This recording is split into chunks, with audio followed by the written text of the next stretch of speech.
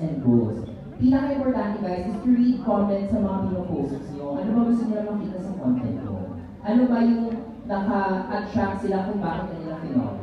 Yun dapat mo lagi iniisip. Ano ba yung, like ako, syempre mga beginners, kayo yung nanonood sa akin. Kasi yun yung pain points eh. May mga beginners kasi na na-intimidate mag-makeup. May mga beginners na nahihiya magtanong. So yun yung ano ko, yun yung naging approach ko. Kaya nakita ko yung beginners guide. How do they consume content? What platforms do they use? Well, ako, TikTok ako nag-start.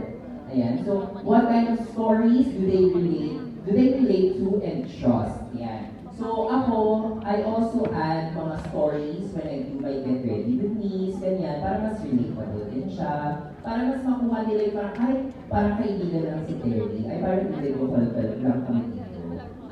So, ito yung mga platforms. So, and each platform kasi kanya-kanya silang approach. Like, Instagram, visual first. Di ko kung updated pa kayo, pero ito based ko sa akin. Sa aking experience. Facebook, generic content. YouTube, long-form videos, of course. And of course, TikTok, short and less polished videos. What do I mean by less polished videos?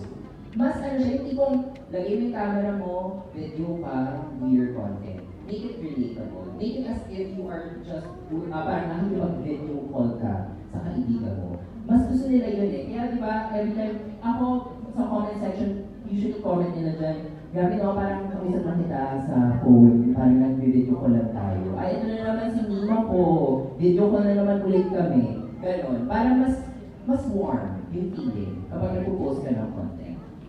Next please.